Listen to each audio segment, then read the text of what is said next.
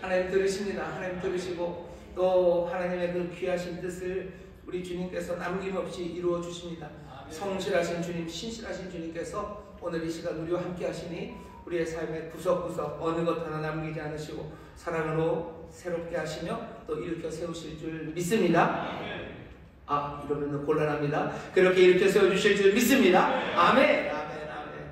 오늘 예배하는 자리에 나오신 여러분을 환영합니다. 오늘 함께 주 앞에 나와 찬양하고 기도하고 또 말씀 듣는 가운데 살아계신 주님의 귀한 역사를 우리가 누리게 됩니다. 자, 오늘 우리가 주시는 말씀은 누가복음 18장 1절부터 8절까지 말씀이고요. 설교의 제목은 믿음의 발견이라는 제목으로 말씀을 드릴 겁니다. 믿음의 발견입니다. 우리가 잘 아는 성경 구절 중에요. 믿음, 소망, 사랑 이런 거요. 믿음, 소망, 사랑 이 세 가지는 항상 있을 것인데 그 중에 제일은 사랑이라 라는 말씀을 우리가 잘 외웁니다. 참 외우기가 좋아요. 믿음, 소망, 사랑 너무 귀한 말씀이고 그 중에 제일은 사랑이다. 그런 마음이 좀 따뜻해집니다. 근데 괜히 거기 사랑이라는 말이 들어가 있기 때문에 앞에 있는 믿음과 소망이 갑자기 빛이 좀 바래지는 것 같기는 합니다. 하지만 믿음이라는 게 우리 성도들에게 얼마나 중요한지 모릅니다. 믿음이라는 건 우리의 정체성의 기본이 되고요. 우리를 세상과 구별하는 기준이 됩니다. 잘 생각해 보셔요. 다른 사람들도 소망을 말하고 사랑을 말합니다. 그러나 우리처럼 믿지는 않아요. 사람들의 소망, 우리의 소망, 사람들의 사랑, 우리의 사랑 비슷하죠? 하지만 세상의 믿음, 그리고 우리의 믿음, 거기에서 뭔가가 갈라지는 것 같습니다. 우리를 세상과 구별하는 기준이 되죠. 그리고 우리 같은 사람들을 부를 때 성도라고도 부르죠. 성도 그러면 거룩한 무리 이런 겁니다. 또 우리를 부르는 아주 흔한 말이 신자예요. 믿는 사람들이죠. 기독교 신자 이렇게 부릅니다. 믿음이라는 건 그래서 우리의 정체성이 기본이 되고 우리를 세상과 구별하는 기준이 됩니다. 여러분들 중에서 자녀들을 이제 결혼시켜야 될 때가 되신 분들은 항상 입에 달고 다니는 말이 있죠. 어디 믿음 좋은 청년 없냐고. 믿음 좋은 청년 어디 없냐고는 많이 하시는데 믿음 좋은 처녀 어디 없냐고 그렇게 얘기하지는 잘 않으시는 것 같아요. 어쩌면 믿음 좋은 청년이 더 희귀하기 때문이 아닌가 그런 생각도 합니다. 믿음 좋은 청년을 찾아요. 그리고 우리가 믿음 신자라고 우리를 부릅니다. 그러니 우리는 믿음에 대해서 굉장히 잘 알고 있는 것 같지만 가만히 생각해보면 그렇지도 않습니다. 오늘 우리가 읽은 본문을 보면요. 예수님이 제일 마지막 8절에 내가 너희에게 이르노니 속히 그 원한을 풀어주시리라. 그러나 인자가 올 때 세상에서 믿음을 보겠느냐 하시니라. 인자가 다시 올 때 세상에서 믿음을 볼까? 믿음을 찾을 수 있을까? 라고 얘기하시는 거예요. 믿음을 찾기가 굉장히 어렵습니다. 믿음의 발견이에요. 왜 이렇게 믿음 찾기가 어렵습니까? 예수 믿는 사람들이 그렇게 많고 예수 믿는 사람들이 다 신자고 그러니 믿음을 가졌을 텐데 왜 예수님은 이 세상에서 믿음 가진 사람을 찾기가 어려울 것 같다고 그 믿음을 찾을 수 있을까라고 물어보시는지 우리가 생각해 봐야 합니다. 우리도 확인해 봐야 돼요. 우리 예수님 다시 오실 때 우리 찬양해 주셨는데요. 그 소망의 날에 주님이 다시 오시는 그날에 정말로 찾으시는 그 믿음이 우리 안에 있을까? 믿는 사람들, 정말로 믿음으로 사는 사람들을 주님이 찾으실 때 내가 그리고 꽤나 많은 사람들이 믿음으로 살며 주님을 맞이할 수 있을까? 다시 한번 생각해 봐야 됩니다. 오늘은 믿음에 대해서 좀 생각할 겁니다. 믿음을 발견하기를 원합니다. 우리 안에 믿음이 있는지 다시 한번 우리도 먼저 찾아봐야 돼요. 왜? 그날에 주님이 오셔서 믿음을 찾아볼 거기 때문입니다. 준비되어야 되겠죠? 우리의 믿음이 준비되어 있는지. 그러려면 우리가 정말로 믿음이 뭔지에 대해서 다시 한번 생각해 봐야 됩니다. 사람들의 믿음에 대해서 여러 가지 생각들을 해요. 믿음 좋은 청년, 믿음으로 사는 사람, 그런 사람들의 그림을 좀 그려보십시오. 세상 사람들이 아니면 어떤 사람들이 믿음에 대해서 조금 오해하면서 생각하는 것 중에 하나가 믿음이라는 건 뭔가 이성에 맞지 않고 아니면 증거가 없어도 그냥 받아들이는 것, 그것을 믿음이라고들 생각합니다. 사실 다른 말로 하면 논리적이지 않은 말들이에요. 그러니까 말도 안 되는 것들을 받아들이는 거죠. 증거가 없어도 그것들을 수용하는 것, 그것을 믿음이라고 생각합니다. 그래서 사람들은 그런 식으로들 편견들을 갖고 있죠. 예수 믿는 사람들, 그리스도인들은 사실이나 아니면 논리나 과학 이런 것들을 따지는 사람들보다는 훨씬 더 비논리적인 사람이라고 생각을 합니다. 그럼 예수님이 이 땅에 오셔서 비논리적인 사람을 찾으려고 하시는 건가요? 어쩌면 이성에 맞지 않고 뭔가 말이 안 돼도 그것들을 수용하는 사람들, 그 사람들을 찾는 겁니까? 어쩌면 우리가 제대로 알고 있는 믿음은 어쩌면 믿을 수 없는 것들을 믿는, 그래서 세상에 보았을 때는 뭔가 어리석어 보이는 것이 될 수도 있습니다.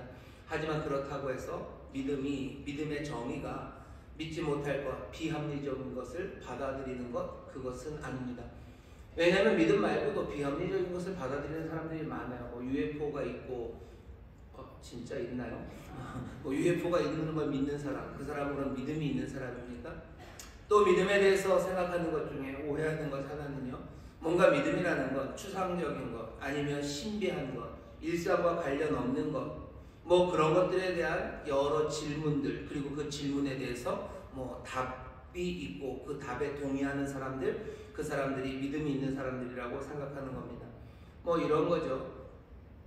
외계인이 있다고 믿는지, 뭐 귀신은 존재한다고 믿는지, 지옥불은 뜨겁다고 믿는지, 뭐 그런 것들을 다 믿어요. 난 다 믿어요. 그러면 그 사람이 믿음이 좋은 사람이고, 예수님이 이 땅에 오셨을 때 찾는 그 발견되어야 될 믿음은 뭔가 그렇게 신비하고 일상과는 관련 없는 여러 가지 질문에 대해서 예라고 대답하는 사람들, 그 사람들일까? 믿음이 좋은 청년을 신랑감으로 찾는데, 우리가 생각하는 믿음이 좋은 청년은 어쩌면 이런 일상과는 조금 거리가 먼, 그래서 추상적인, 때로는 뭐 신비한 이런 것들에 대해서 긍정하고 거기에 대해서 대답하는 사람들, 그 사람들이 믿음이 좋은 사람인가? 믿음이 뭔지, 믿음을 발견해 나가기 위해서는 어쩌면 세상 사람들이 우리에게서 발견하는, 아니면 이미 갖고 있는 믿음에 대한 생각들보다는 하나님의 말씀이 믿음에 대해서 뭐라고 가르치는지 거기에 대해서 귀 기울이는 게 훨씬 더 유익합니다. 믿음에 대해서 성경은 뭐라고 얘기하는지, 사실은 굉장히 많은 이야기가 있어요. 그래서 그 얘기를 다 한다는 건 사실 오늘 이 짧은 시간에 불가능합니다. 아니, 시간 핑계 되면은 될 수가 없죠. 왜냐하면 제가 그걸 다 설명할 능력도 어쩌면 없을지 몰라요. 하지만 그래도 오늘 다시 한번 주님께서 그렇게 다시 오시는 그때 믿음을 발견하고 싶다고 하시니, 저나 여러분이나 정말로 주님 오시는 그때 발견되는 믿음의 사람들이 되기 위해서 우리가 알 수 있는 한, 그리고 오늘 확인할 수 있는 한, 이 성경의 가르침, 오늘 말씀을 통해서 우리에게 가르쳐 주시는 그 믿음을 다시 한번 배워야 될 필요가 있습니다. 성경을 보시면 뭐 구약, 신약이 있어요. 구약이 두껍고 신약은 얇죠. 근데 가만히 생각해 보면 믿음에 대해서는 신약에서 훨씬 더 많이 가르치는 것 같아요. 여러분들이 아시는 것처럼 이신칭의, 그래서 뭐 바울을 통해서 믿음으로 구원을 얻는다. 옛날 구약 시대에는 믿음으로 구원을 얻는 게 아니라 뭐 순종으로, 율법으로 구원을 얻지만, 여기 신약에 와서는 믿음으로 구원을 얻는다 하니 구약의 시절에 믿음에 대한 말이 별로 없을 것 같습니다. 여러분들의 그 추측이 다 틀린 것은 아니에요. 구약에 찾아보면 믿음이라는 이야기가 그렇게 많이 나오지는 않습니다. 하지만 우리가 알고 있는 결정적인 말씀이 하나 있죠. 하박국 2장 4절 말씀입니다. 신약에서도 믿음에 대해서 많이 인용한 하박국 2장 4절을 보면 이렇게 되어 있어요. 의인은 그의 믿음으로 말미암아 산답니다. 분명히 구약의 말씀이에요. 의인은 믿음으로 산대요. 그러니까 구약에서도요, 믿음으로 산다는 것을 부정하지 않습니다. 믿음으로 산답니다. 그럼 하박국이 말하는 그 믿음이라는 건 뭐겠습니까? 그 믿음이라는 건 뭔가 종교적인 교리를 고수하는 것, 그것 아닐 거고요. 아까 말한 것처럼 의인은 믿음으로 말미암아 살아요. 뭔가 신비한 것을 계속 신비한 질문들에 대해서 대답하고 뭔가 비논리적으로 사는 것. 하박국에는 그런 의미는 없어요. 여기 하박국은 어떤 말씀이냐면요, 세상에 강포가 가득한 그 시절에, 폭력과 강포, 악이 가득한 그 시절에, 불확실한 시절에, 어려운 시절에 한 분 하나님, 그 하나님을 신뢰하는 그 부름을 나타내는 겁니다. 믿음으로 산다는 건, 그 믿음으로 산다는 건 뭐예요? 그냥 뭔가 이상한 것에 대해서 고개를 끄덕이기만 산다는 게 아닙니다. 어렵고 힘들고 강포가 가득한 세상에 오직 한 분 하나님만을 신뢰하고 의지하며 산다는 게 하박국이 말하는 의인은 그의 믿음으로 말미암아 산다는 뜻입니다.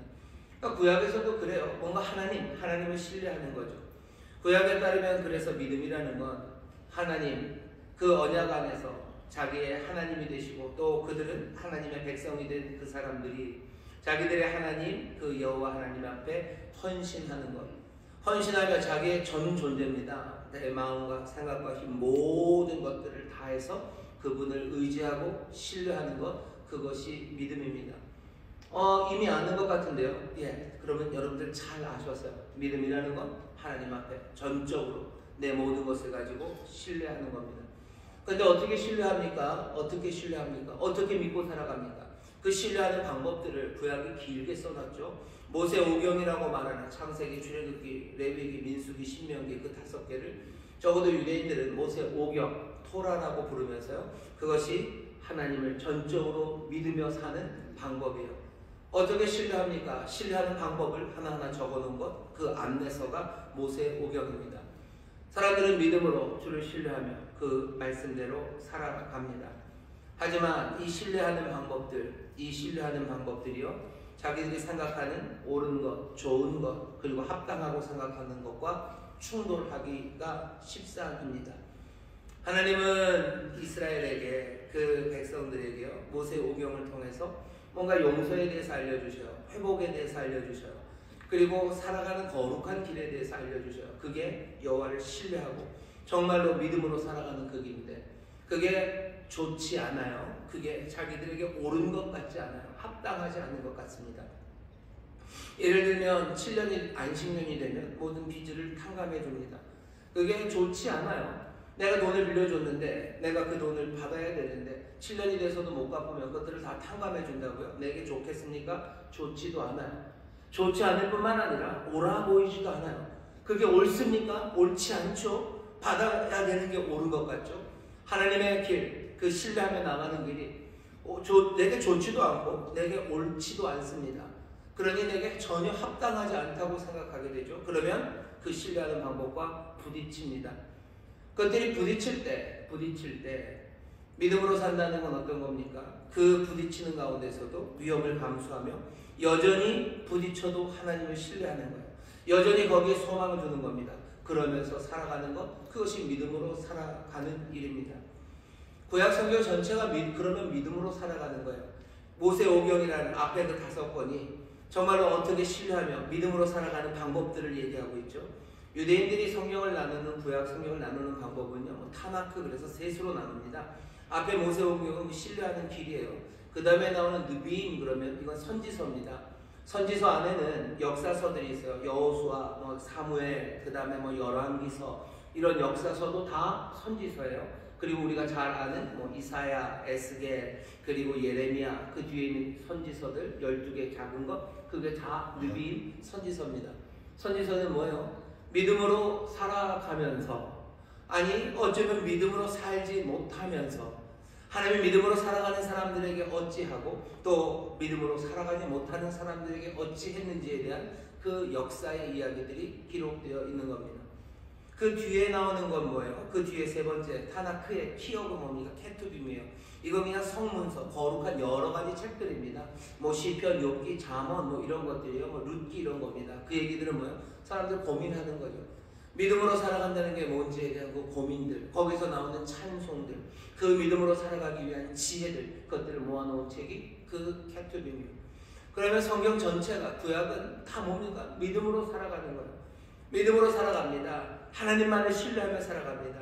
그러니 하나님이 알려주신 그 신뢰하며 살아가는 그 방법들, 그것 따라 살아가고, 그것 따라 살아가지 못했을 때 하나님이 우리에게 하시는 말씀, 그것 따라 살아가지 못했을 때 하나님이 우리에게 하시는 일들, 그것 따라 살아갈 때 하나님이 우리에게 하시는 일들, 그 모든 것들을 기록해 놓고 거기 가운데 고민하며 함께 살아갔던 그 모든 이야기들. 그러니 구약은 믿음을 가르치지 않는 게 아니라 어쩌면 몽땅이 믿음에 관한 이야기이기 때문에 오히려 믿음이라는 말을 쓸 필요가 없었던 겁니다. 하나님의 사람들, 하나님께서 바라셨던 바는 뭐예요? 믿음으로 살기를 원하는 거죠. 하나님만을 신뢰하는 겁니다. 하나님만을 의지하는 겁니다.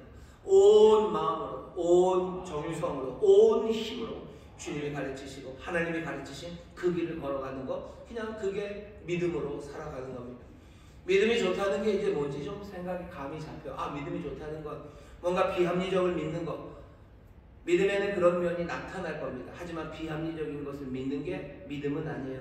여기 뭔가 신비하고 뭔가 세상에는 없는, 일상과는 떨어진 그 신묘 막측한 질문들에 대해서 내가 답을 가지고 있는 것, 그게 믿음이 있는 건 아닙니다. 구약성경 전체는 우리가 믿음으로 살아가는 것, 위험하고 그것이 우리의 생각과 부딪히고 우리가 옳다는 것과 부딪히고 우리가 좋아하는 것과 부딪히고 우리가 합당하다는 것과 부딪힐지라도 내가 믿음으로 하나님을 신뢰하며 그 신뢰의 길들을 그 따라가야 되는 그 방법들을 하나하나 따라가는 것, 그것이 믿음으로 사는 일입니다. 예수님이 발견하고 싶어하는 거죠. 하나님을 발견하고 싶어하죠. 그러니 구약시대 하나님은 그런 사람들을 발견하고 싶어하셔요. 나의 의는 믿음으로 말미암아 살리라. 믿음으로 말미암아 사는 사람들, 믿음으로 사는 사람들 하나님이 기뻐하실 수밖에 없죠. 자기만을 의지하고 자기의 길을 그렇게 끝까지 따라오는 사람들, 자기의 생각과 부딪혀도, 자기가 좋아하는 것과 부딪혀도, 내가 옳다고 하는 것과 부딪혀도 그 고민하면서 하나하나 하나님의 말씀대로 살아야 된다는 그 이야기들, 거기에 나오는 여러 가지 실패의 이야기들과 하나님의 축복의 이야기들을 보면서 다시 한번 내가 걸어가야 될 길을 확인하는 사람들, 그 사람들이 구약의 사람들이었습니다. 믿음으로 산다는 건 그런 거죠. 아, 그럼 신약은 뭡니까? 구약에서 다 됐네요. 아니, 신약에 오면 조금 다른 이야기가 하나 시작이 됩니다. 뭐냐면 그렇게 믿음으로 살았으면 참 좋겠는데 그게 안 되는 거죠. 구약의 역사가 보여주는 거예요. 방법은 다 나와 있어요. 그리고 무엇이 하나님의 뜻인지도 분명합니다. 그런데 그렇게 살아가지를 못하는 거죠. 하나님의 말씀이 그렇게 완전하게 주어졌고 또 그 길을 분명하게 보이셨건만 사람들은 그 길을 가지 못합니다. 그러니 어떻게 하셔요? 믿음이 없는 그 사람들에게, 믿음으로 살 수 없는 그 사람들에게 하나님이 주신 방법은요, 그냥 믿음을 주십니다. 믿음이 오십니다. 갈라디아서에서 묘하게 얘기해요. 믿음에 대해서 신약에 많이 말씀하시지만 오늘은 그냥 이 말씀 하나만 여러분들에게 전해드리고 싶습니다. 갈라디아서 3장 25절 보면 믿음이 온 후로는 우리가 몽학선생 아래 있지 아니하도다. 여기 믿음이 왔다. 23절에 보면 갈라디아서 3장 23절은 믿음이 오기 전에 우리가 율법 아래 매인바 되고 계시될 믿음의 때까지 갇혔느니라. 23절을 보면 믿음이 오기 전에는 율법 아래 있었어요. 근데 이제 믿음이 옵니다. 믿음이 와요. 믿음이 계시되어 보여지기 시작하죠. 25절에서는 믿음이 온 후로는 얘기합니다. 도대체 뭐가 온 겁니까? 믿음이라고 말하지만 우리가 알아요. 여기서 오신 분은 예수 그리스도십니다. 바울은 뭐라고 얘기하냐면요, 믿음으로 살아야 되는데 믿음으로 살지 못한 하나님의 백성에게 하나님이 하신 일은 뭐예요? 그냥 믿음이 오신다. 믿음이 오신다. 예수 그리스도 내 안에 살아계신 바로 그분이 믿음이라고 말합니다. 믿음으로 산다는 건 그냥 말장난같이 보이지만 아니요, 이건 말장난은 아닙니다. 갈라디아서 분명히 얘기하고 있어요. 25절, 3장 25절 다시 읽겠습니다. 믿음이 온 후로는 우리가 몽학선생 아래 있지 아니하도다. 26절입니다. 너희가 다 믿음으로 말미암아 그리스도 예수 안에서 하나님의 아들이 되었습니다. 어쩌면 그 정확하게 그냥 1대1로 대응하면요, 뭐요? 너희가 다 믿음으로 말미암아 그리스도로 말미암아 그리스도 예수 안에서 하나님의 아들이 되었어요. 믿음으로 말미암아 그리스도 안에 거하게 됩니다. 그게 왜 그런 거예요? 예수 그리스도로 말미암아 우리는 예수 그리스도 안에 살아가게 된 거예요. 전에 앞에 있었던 그 믿음은 어쩌면 구약의 그 믿음, 하나님을 신뢰하는 우리의 뭔가였다면 이제는 아닙니다. 그냥 믿음이 오시는 거예요. 믿음이 오셔서 믿음을 우리에게 주셔서 우리가 예수 그리스도로 말미암아 예수 그리스도 안에 살아가게 됩니다. 그렇다면 이제 믿음으로 산다는 건 뭐겠습니까? 믿음으로 산다는 건 다른 말 아니에요. 우리 안에 계신 예수 그리스도와 함께 살아가는 겁니다.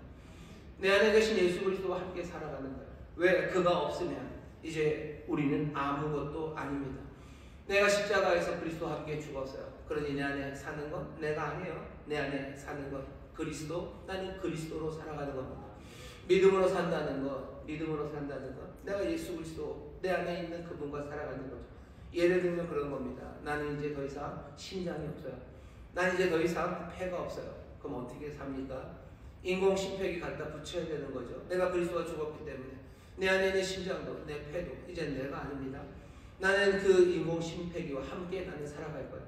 내가 어디를 가든 무엇을 하든 나는 그리스도와 함께 살죠. 왜? 그렇게밖에 살 수 없습니다. 믿음이 오신 후로, 오기 전에는 안 그랬어요. 하지만 믿음이 오신 후로 나는 그 믿음으로 말미암아 예수 그리스도 안에서 살아가는 하나님의 자녀입니다. 내가 하나님의 자녀로 살아가는 건 내가 예수 그리스도를 내 안에 품고 살아가는 거예요. 내 안에 품는다는 건 내 주머니에 계시다는 뜻이 아닙니다. 내 주머니에 계신 예수 그리스도. 그러니 내가 예수를 잃어버려도 나는 살 수 있습니까? 아니요. 난 예수 잃으면 살 수 없습니다. 왜? 나는 그리스도와 함께 죽었어요. 내 심장은 없어요. 내 폐는 없어요. 나를 살아가게 하는 것은 예수 그리스도십니다. 믿음으로 산다는 것에 대해서 갈라디아서에서 바울이 얘기하는 건 아주 무시무시한 이야기예요. 그냥 십자가에서 우리는 죽었고 내가 사는 건 그리스도, 내 안에 그리스도예요. 우리가 믿음으로 삽니다. 그 믿음에다가 바울은 아주 과감하게 뭘 가져는 거예요? 예수 그리스도를 집어넣은 거예요. 믿음으로 삽니다. 다시 말하면 나는 예수 그리스도로 삽니다. 구약과 달라졌습니까? 분명히 달라졌어요. 하지만 그렇다고 해서 전혀 다른 이야기는 아닙니다. 구약에서는 뭐였습니까? 내가 하나님만을 의지하고 삽니다. 내가 하나님만 의지하고 하나님만 바라보고 삽니다. 내가 하나님만 바라보고 살기 위해서 그 신뢰의 방법을 율법이라는 것으로 주셨어요. 이스라엘은 뭘로 살아요? 율법을 품고 살아요. 그 말씀을 품고 삽니다. 예수 그리스도 이 땅에 오신 말씀의 육신이 되신 그분이시여. 달라졌습니까? 분명히 달라졌지만 그렇다고 전혀 다른 이야기는 아니에요. 묘하게 달라졌죠. 하지만 우리에게는 말할 수 없는 기쁨으로 또 말할 수 없는 감격으로 전혀 다른 길을 우리에게 주신 겁니다. 하지만 어떤 사람들은 이걸 또 싫어해요. 왜? 율법을 주셔서 율법을 품고 사는 거, 그건 그나마 버릴 수가 있는데 내 심장과 내 폐를 그냥 예수 그리스도로 그냥 채워놨을 때는 이거 버릴 수도 없는 거죠. 예수 그리스도 우리에게 주시면서 새 언약, 새 시대를 여시면서 하나님 하신 말씀은 뭐죠? 우리 안에 굳은 마음, 딱딱한 마음을 제하시고 우리에게 부드러운 마음, 새 마음을 주신대요. 어쩌면 새 심장을 주신다는 말입니다. 새 생각을 주신다는 말씀이에요. 믿음으로 산다는 건 뭡니까? 여기 갈라디아서 말씀을 통해 보면 신약에서는 적어도 분명하게 가르칩니다. 우리 안에 계신 예수 그리스도와 함께 살아가는 것, 내 삶의 모든 일상이 그렇게 예수 그리스도와 함께 예수 그리스도로 살아가는 것, 그것이 믿음으로 사는 겁니다. 믿음 좋은 청년은 누굽니까? 믿음 좋은 청년은 누굽니까? 예수님께서 이 땅에 오셔서 찾으시려는 자는 누굽니까? 믿음으로 사는 사람을 찾기를 원하셔. 그 사람들을 의롭다 하실 거예요. 그 사람들에게, 믿음으로 사는 그 사람들에게 하나님의 나라와 하나님의 자녀가 되는 그 권세와 영원한 생명을 주실 거예요. 믿음으로 사는 사람입니다. 믿음으로 살아가는 사람들, 그 사람들은 의로워져요. 우리가 잘 아는 이신칭의에 관한 이야기입니다. 그 얘기를 좀 해보려고 합니다. 그럼 믿음으로 사는 사람이 의롭다는 건 뭡니까? 오늘 본문을 보시죠. 오늘 본문 보시면 처음 시작은 이렇게 됩니다. 항상 기도하고 낭망치 말아야 될 것을 저희에게 비유로 하여 가라사대. 오늘 말씀은 기도에 대해서 가르치는 것처럼 시작을 하셔요. 그래. 그럼 기도하는데 보시니 어때요? 이 과부 하나가 끈질기게 매달리죠. 악한 재판장, 불의한 재판장, 하나님을 경외하지도 않고 그냥 아주 난장판인 이 재판장에게 이 과부가 끈질기게 매달립니다. 끈질기게 매달려. 이 재판장이 결국은 이 과부가 원하는 그 판결을 해줍니다. 왜 그래요? 하나님을 두려워해서? 아니면 이 과부가 옳다고 생각을 해서? 아니요. 귀찮아서라도 해줍니다. 악한 재판장이 이렇게 하거든. 하물며 하나님이 너희 자녀들 그리고 세상을 판단하실 때 어떻게 판단하시겠냐 라고 물으시는 거예요.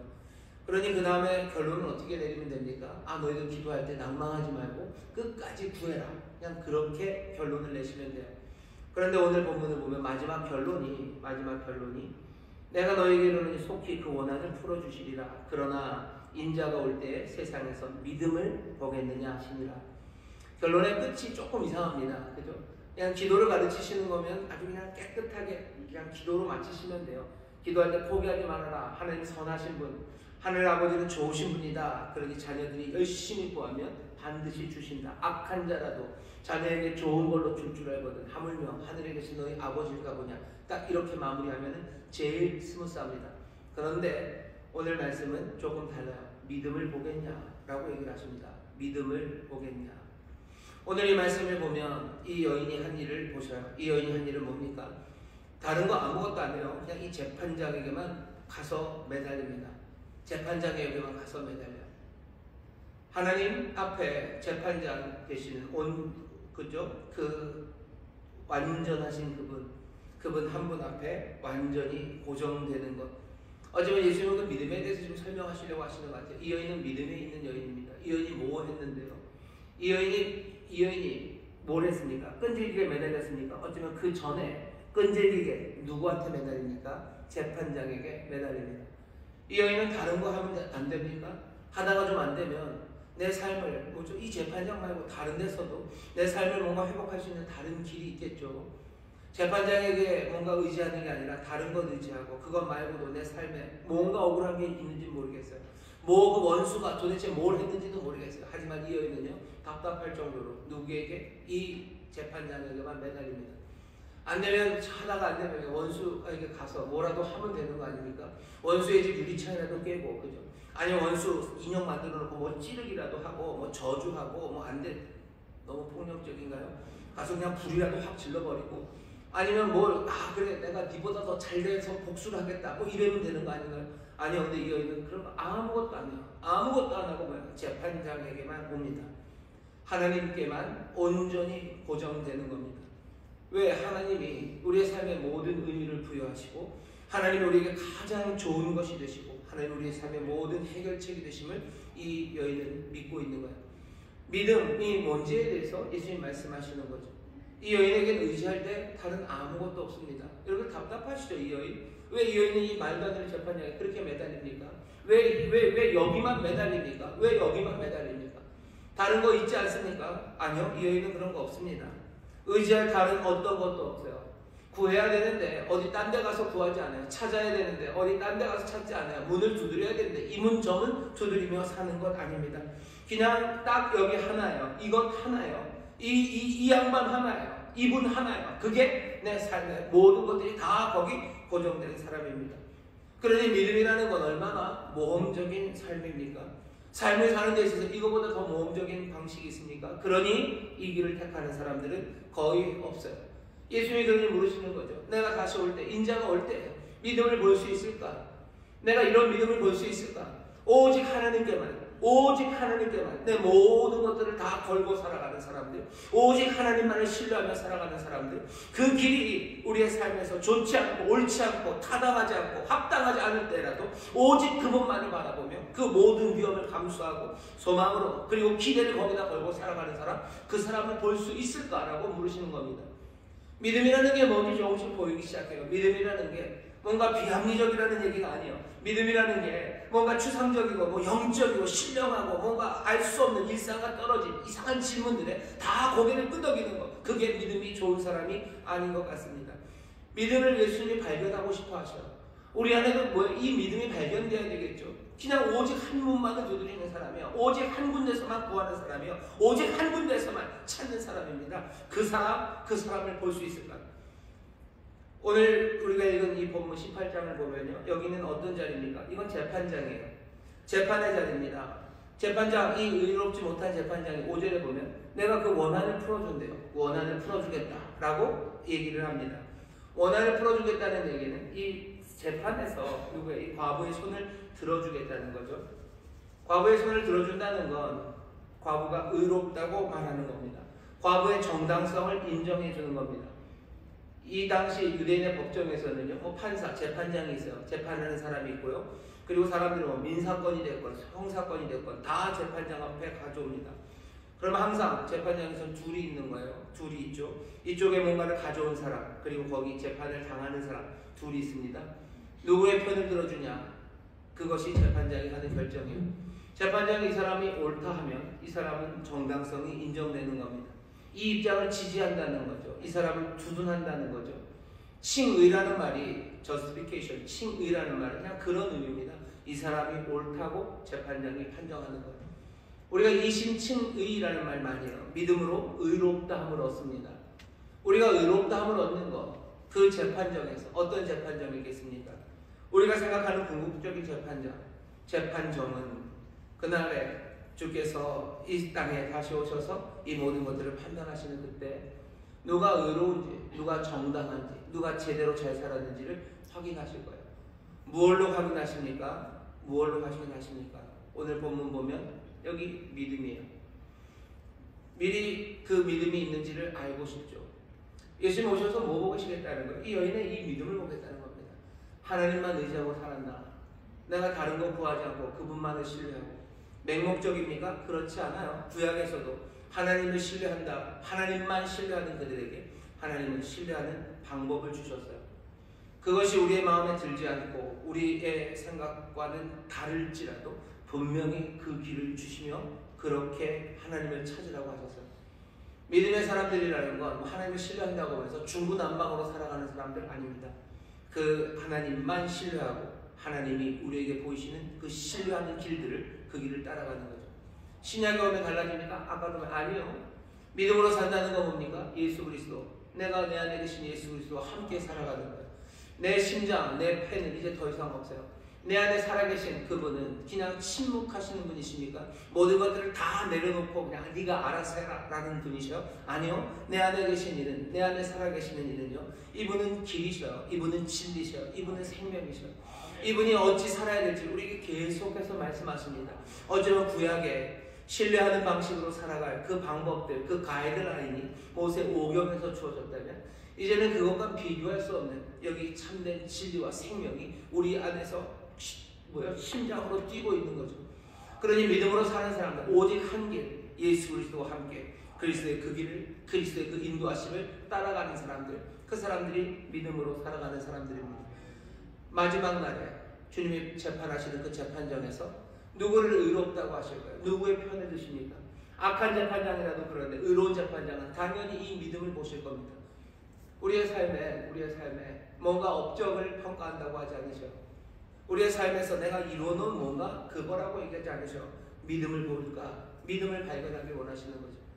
이 믿음을 발견하는 사람들, 어쩌면 예수님이 발견할 믿음이 우리 안에서 발견되기를 주의 이름으로 축원합니다. 주의 이름으로 축원합니다. 근데 좀 미리 준비를 해야죠. 법정에 가기 전에는 내가 그 판사가 보고 싶어하는 걸 내가 갈 수 있는 증거들을 들고 가야 합니다. 확인 좀 해야 돼요. 예수님도 믿음을 발견하시겠지만 우리도 우리의 믿음을 좀 발견할 필요가 있습니다. 우리가 믿음이 있는지 그거 어떻게 확인합니까? 미리 알 수 있는 것 첫 번째 배타성입니다. 내가 하나님만, 하나님의 은혜만, 하나님의 의로우심만 의지하는지요. 나는 이 문 저 문을 두드리는지, 아니면 나는 한 문만 두드리는지, 나는 여기저기 찾고 있는지, 아니 나는 오직 한 분만 찾고 있는지, 모든 것들을 다 빼어내는, 다 지워내는, 소거해버리는 거죠. 그런 배타성이 우리 가운데 있는지 봐야 합니다. 믿음이 좋은 사람은 그런 사람이요. 예수님이 발견하고 싶은 믿음의 사람은 그런 사람들입니다. 우리의 믿음도 우리가 찾아봐서 나는 정말 하나님만, 내 주님만 나는 사랑하고 그분만 따라가고 있다면 여러분들은 믿음으로 살아가는 사람들입니다. 예수님이 찾고자 하는 바로 그 믿음, 의롭다 하시는 그 믿음으로 살아가시는 분들입니다. 또 이 여인을 보시면 어떻습니까? 이 여인은 배타적일 뿐만 아니라 이 여인은요, 불굴의 지속적인 믿음을 가졌어요. 나는 이리저리 방황하지도 않을 뿐만 아니라 나는 멈추지도 않는가요? 나는 멈추지 않는가? 내가 믿음의 사람이라는 건 멈추지 않는 겁니다. 히브리서에서도 그러죠. 믿음은 다른 것 아니에요. 침륜에 빠지는 것 아니에요. 뒤로 물러나는 것 아니에요. 주저앉는 것 아니에요. 믿음은 앞으로 가는 겁니다.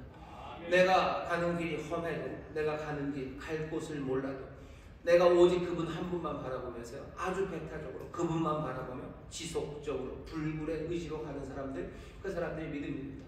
나는 멈춰 있는가 물어보시면 돼요. 멈춰 있는 사람들 하나님 기뻐하지 않습니다. 주저앉아 있는 사람들 하나님 기뻐하지 않죠.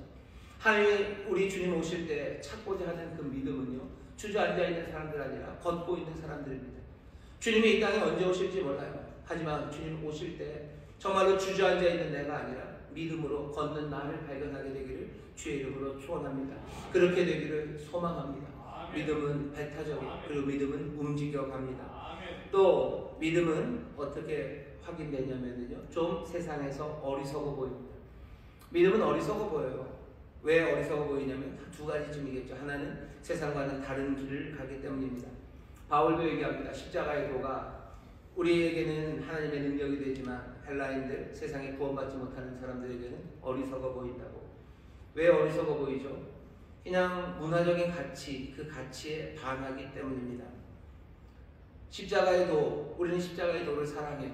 어떻게 십자가를 사랑합니까? 십자가는 사형틀인데 세상의 문화와는 전혀 달라요.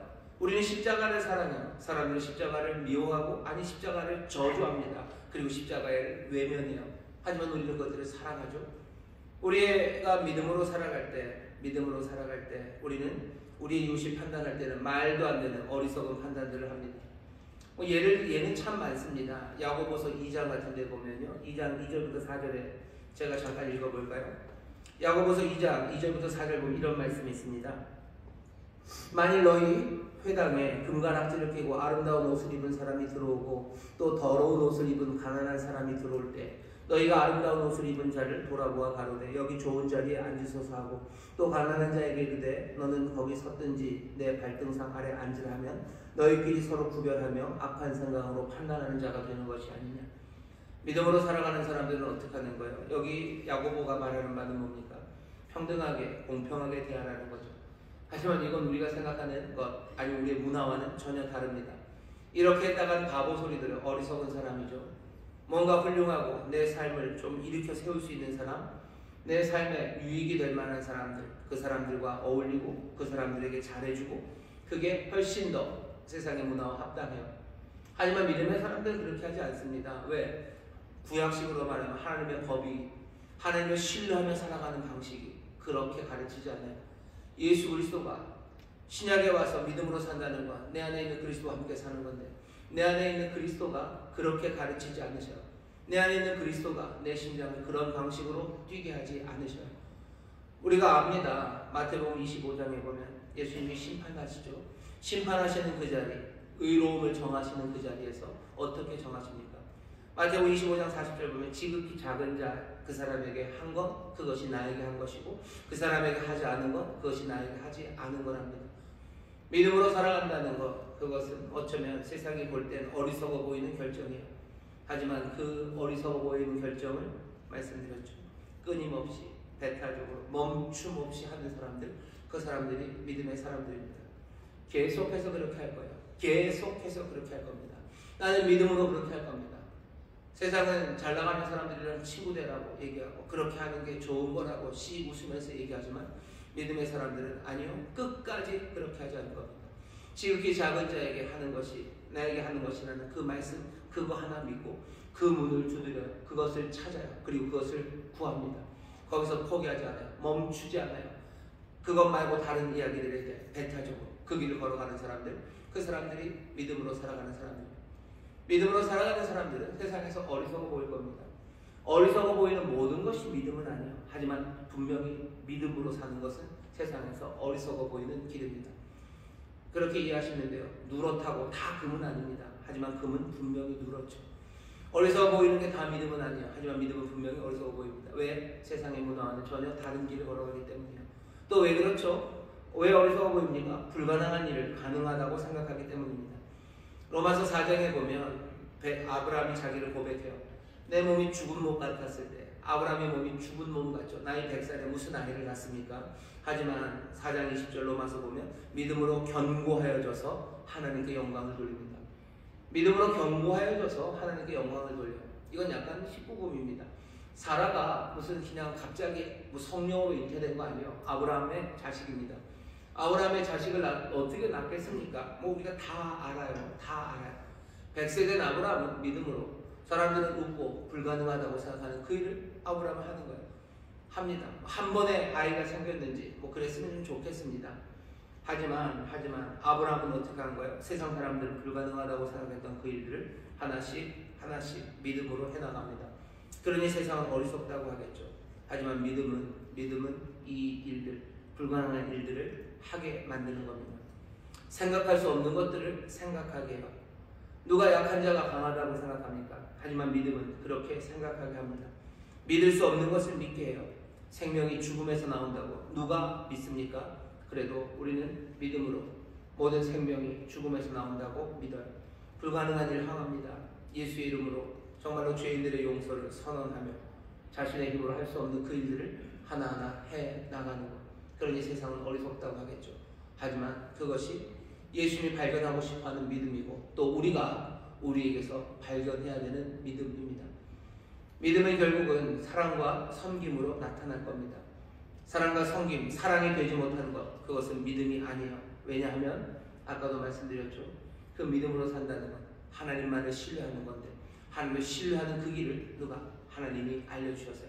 모세오경에서 율법이 무엇으로 완성됩니까? 하나님 사랑하고 이웃 사랑하는 것. 믿음으로 삽니다. 그 사람은 사랑할 수밖에 없어요. 신약으로는 달라집니까? 왜 달라지겠습니까? 예수 그리스도와 함께 그리스도 안에서 살아가는데 그리스도가 우리에게 주시는 계명은 여전히 서로 사랑하라는 것. 그렇게 끔찍하게 우리를 사랑하시는 이가 우리 안에서 우리를 사랑하시며 우리를 사랑의 길로 인도합니다. 하나님을 경청하고 하나님만을 찾고 나와 함께 하신 예수 그리스도와 살아가는 그 믿음의 사람들은 당연히 하나님을 사랑하고 내 이웃들을 돌보며 살아갑니다. 사랑이 되지 못한 그런 믿음은 믿음이 아닙니다. 믿음이 좋다면서 뭔가 왈왈한 사람들이 있어요. 믿음이 좋아서 뭔가 산을 옮기러 달려나가는 사람들, 믿음이 좋다고 하면서 뭔가를 부딪히며 나가는 사람들. 하지만 거기에 사랑이 없다면 그건 아무것도 아닙니다. 사랑이 되지 못한다면 그것은 믿음이 아닙니다. 오늘 우리가 믿음에 대해서 살펴봤습니다. 예수님은 그 믿음을 발견하고 싶어 하셔요.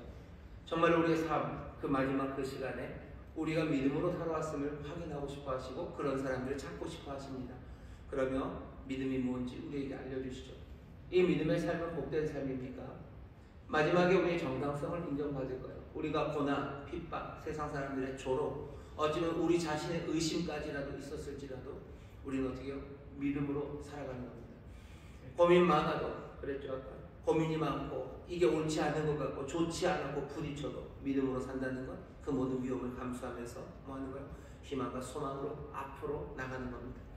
믿음이라는 건 의심이 없다는 게 아니고 내가 예수 그리스도를 믿고 예수 그리스도를 품고 예수 그리스도를 따라 살아가는 거예요. 그 길에 눈물도 많고 때로는 의심도 생기고요. 넘어질 때도 많습니다. 하지만 믿음은 멈추지 않고 계속해서 그 문을 두드리며 나가는 거예요. 주님이 물으시죠. 아니 궁금해하시죠. 아니 기대하시죠. 이 믿음을 찾기를 원하죠. 지금도 주는 이 믿음을 찾기를 원하십니다. 지금도 이렇게 주님을 간절히 찾으며 주를 구하는 사람들, 주님 앞에 나오는 사람들, 그 사람들을 찾아다니셔요. 만나면 기뻐하실 겁니다. 만나면 행복해 하실 겁니다. 그 기쁨이 우리 가운데 가득해서요. 우리도 그 기쁨으로, 그 감사함으로 살아갑니다. 오늘 여기 모인 우리 모든 인천 순목교회 성도 여러분들, 이 믿음으로 발견되는 여러분들 되시기를, 우리 안에 그 믿음이 또한 발견되어 서로가 서로에게 소망이 되시기를 주의 이름으로 축원합니다. 기도하겠습니다. 하나님 감사합니다. 주님이 믿음을 찾기를 원하십니다. 믿음의 사람 찾기 원하십니다. 우리가 이제 이 믿음의 사람으로 발견되기를 원합니다. 다시 한번 오늘 이 말씀 주셨으니 정말로 믿음 좋은 신자들, 아버지의 믿음 좋은 재직들, 아버지 믿음 좋은 하나님의 일꾼들 되게 하여 주옵소서. 감사드리며 예수님 이름으로 기도하옵나이다. 아멘. 이 시간에 통성으로 기도하실 때 성령님 우리를 도우셔서 믿음으로 살게 하여 주시옵소서. 믿음으로 사는 자들 되게 하여 주시옵소서. 깨닫게 하시고 또한 믿음 우리에게 오시사 정말로 믿음의 사람들, 하나님의 의인들, 하나님의 자녀로 살아가게 하여 주옵소서. 주여 세 번 크게 부르시고 통성으로 기도하겠습니다. 주여, 주여, 주여. 아버지 하나님 감사합니다. 아버지 우리의 믿음이, 아버지 우리가 믿음으로 살기 원합니다. 아버지 믿음이 발견되는 자들이 원합니다. 아버지 믿음으로 발견되기 원합니다. 주님이 찾으시는 믿음, 아버지 하나님 법을 찾으시는 믿음 되기 원합니다. 찾으시는 믿음 되기 원합니다. 오직 하나님만을, 오직 아버지만을